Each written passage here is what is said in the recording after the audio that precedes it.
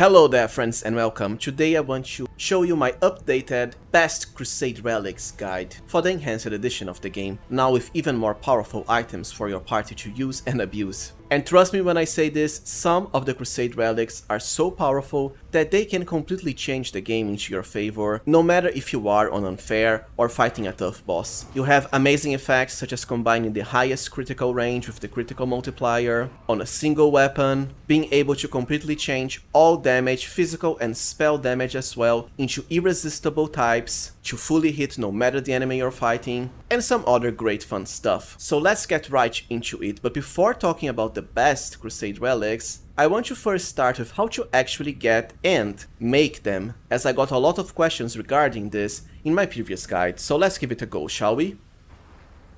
The first step is actually finding the base item that will later be transformed into the actual equipable Crusade Relic. Whenever you go over certain enemy armies in Crusade mode, well, you can check their reward and you'll see some interesting named items, such as pieces of the unholy symbol of Rovagug, which is what will later become the Gravesinger Axe. Simply defeat the corresponding demon army and you'll get your item. Some of them can be found pretty early, right at chapter 2. However, do note it is only starting from chapter 3 that you'll be able to turn them into the equipable version we want. Because the Crusade enemy armies, they won't disappear, you might as well delay defeating them for chapter 3 if you prefer. Now once you finally reach chapter 3 and fully unlock Crusade management, first head to the Crusade Events tab at the lower left corner of the screen. Now head to the Relics tab, and this is where the magic happens. All of the Crusade Relics you find will add a corresponding event card called the Fate of and then the name of the Crusade Relic. Remember the unholy symbol of Rovagug that you can get even at chapter 2? I already have it, which is why I get this here. All of the Crusade Relic events are of the diplomacy type. They usually cost some finance and material points, sometimes energy points as well. This is actually a multi-step process, but the initial decree is this one, so let's issue it. You'll have to wait 5 days for the first step to resolve. And there we go. Once you finish this first part, another event will appear right here, the Events tab. Once again called the Fate of and then the Crusade Relic name. This is when you choose what type of gear you'll turn the relic into. For the unholy symbol of Rovagug, we have 3 different weapon choices, Great Axe usually being the best. So let's start the second part. Now just wait 1 day. After that you immediately get another event in the Relics tab, Enchanting and then the relic's name. So let's issue this decree. You'll have to wait yet another 5 days. After 5 days, the Enchanting decree will be finally done with. So now head back to the Events tab and choose Enchanting the Relic's name again. This is the true final step of our Crusade Relic. Before, we chose what type of gear we wanted our relic to become. Now we'll choose the actual gameplay effect. You can always go for the choice effects to see the property your item will receive. Since we want the critical range boost for the unholy symbol of Rovagug, go to Temper in the Mountain Winds. And there we are, this weapon also has an 1820 critical threat range, so it's the one we want. Just select Start Event. And there we go, we finally have the Gravesinger Great Axe with the effect we want from the unholy symbol of Rovagug relic. It should take around 10 days or so to turn each relic into the final result. As I said, it's a multi-step process. So let's finally get into the best ones. The first Crusade Relic I want to talk about is the ever so useful Gravesinger Great Axe. Honestly, it might as well be one of, if not the best weapon in the whole game because of its unique property of higher critical range, while also having great critical damage, which can be then further increased by a lot of stuff like SKALD Song, most importantly the Trickster critical feats, which is why my character has ×7 critical multiplier and also 11 to 20 critical range. If you weren't a Trickster, you'd still get 15 to 20 and something like ×6 or ×5. Nothing in the game can have as high critical range with as high critical damage, which is why it's so good. And the thing is, critical hits aren't just about damage. Because of the way the outflank feat works, whenever your character gets a critical hit, you'll basically give a free attack to all the nearby allies that also have outflank. I don't think it needs any saying, the end result is you get the critical hit, the enemy is then drowned in attacks of opportunity, and they just explode, even bosses on unfair. That's how powerful attacks of opportunity are. Which is why you can see my AEON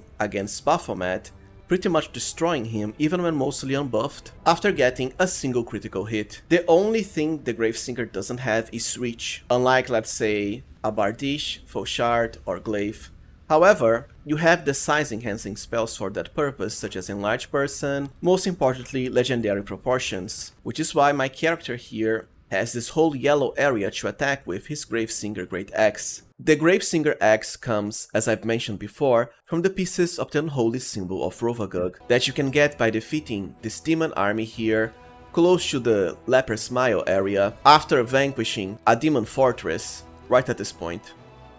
Now let us cover what's most likely the strongest ring in the entire game, the Bane of Spirit. The effect it has is, to put it simply, extremely overpowered. It's that good. First, it gives you a bonus against mind-affecting effects, which is always nice, Death too, and a penalty to effects you can easily become immune through some buffs. But here's the best part. As a free action, you can lose hit points equal to half your level, so a maximum of 10, to grant any creature a +2 bonus to attack rolls, and transform all of their damage into force for 1 round. Let's go step by step. First, using it is a free action. In case you didn't know, free actions are unlimited per round, and they're also instantly activated. What this means is, you can have the ring in one character, then buff your entire party with the ring's effect, while still retaining all of your actions for that round. In the case of turn-based mode, well, because time freezes, you can just spam it.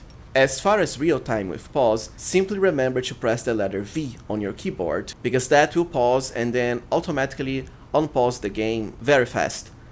The +2 bonus to attack is always great because it is untyped, so stacks with everything else. But here's the real OP part. All of your damage will be converted into force, and force damage is special in that it is pretty much irresistible. I can't recall any enemy in the game that resists force, that's how good this is. So this works as a way to bypass not only enemies that have damage reduction against physical attacks, some which is even impenetrable against certain late game enemies, especially for the Inevitable Access DLC. With this, you always deal full damage regardless. Not just physical, because this also works for spells, and also elemental damage too, which means you won't have to bother with Ascended Element if you don't care for it. Lastly, it even lets you outright bypass enemies that are immune to physical damage. A good example are the pesky swarms in the game, such as Tick, Spider, most importantly the Locust swarms. With this, you always deal full damage against them, just like that, for all of your attacks or all of your spells, because it does last 1 round. And since it is a free action, even when the effect ends, you can just buff everyone with it again if you want. Now, it is true that you'll drain hit points fast, because it's equal to a maximum of 10 per cast, but even then you can just heal your character afterwards. Lastly, if you are an angel, because the Solar Winds mythic ability actually gives you and your whole party force resistance, you can pretty much spam this at will, because you'll only take like 2 damage or so. Angels are, well, as OP as ever. For the Bane of Spirit ring, you first need the Broken Phylactery of Stevanius the Rotten. From this demon army here, with the undead enemies, to the south of the same area you fight the gargoyles for Radius Recruitment quest. And speaking about rings, we also have another super powerful Crusade Relic ring too, the Clemency of Shadows. This gives your character a pretty wide area with a 30-foot range, and while your allies are inside, they'll first get an extra attack of opportunity per round, which is great. After all, if you followed my builds, then you know how extremely overpowered attacks of opportunity are, and the more we have, the better. Especially since I can't really recall any other gear in the game that does this. Usually, to get more attacks of opportunity, you need either combat reflexes or the ever ready mythic ability. So for characters that can't afford to get those or only get them late, it's very good. And here's the best part. If an attack of opportunity was a critical hit, the enemy is automatically staggered. That's right, there is no saving throw against this debuff. They'll simply be staggered just like that. Staggered is one of the most powerful debuffs in the game because it blocks the enemy to just a standard action, that is, which means they can only attack once, even if they have multiple attacks per round, and some of the demon enemies have like 9+ attacks, like a Merilith, and also restricts them to a single spell cast. Having critical hits as an attack of opportunity is super easy for pretty much all of my character builds, as they are focused on just that. Lastly, this is more of a bonus. If one of your party members falls unconscious, a giant spider will be summoned to fight for you for 3 rounds. This can help in a way because It's basically an expendable summon. Better the enemy focus on the spiders than your actual characters. And here's the best part, this can work for summons too. So let's sacrifice our weak mites here. So, as the Merrylift defeats our mites, we actually get the spiders, which is pretty fun. You can basically summon a bunch of weak creatures from the lowliest summon spells and get a bunch of spiders. Of course, the spiders aren't really powerful, they're actually pretty weak. But they work as distractions, which are always welcome. And remember, your summons are also buffed by other abilities like SKALD Song, Area of Effect, Domain Powers, and so on. As a matter of fact, it even works for the spiders themselves, which is crazy when you consider you basically have unlimited spiders. I mean, just look at this. The enemies are basically only focusing on the spiders and they keep on spawning forever and ever. We aren't doing anything. It's kinda silly, but well, it can be fun, depending on your playstyle. For the Clemency of Shadows ring, you first have to find the Stone of Ghostly Pathways from this demon army here, way to the west of Dresden.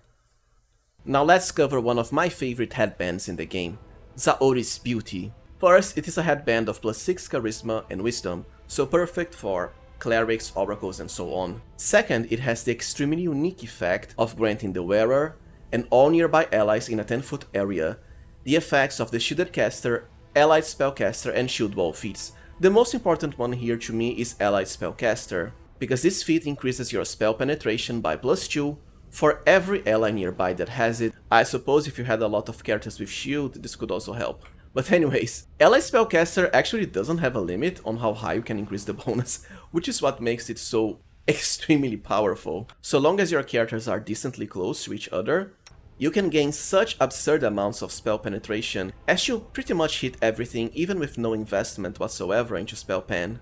For example, let's have Sociel use Visions of Madness on our AEON, which has somewhat low spell resistance, but it's enough to test this. We actually got a 40 modifier to it. Despite the fact Sociel has nothing, not a single feat spent into spell penetration, all because of the stacked nature of the allied spellcaster feat.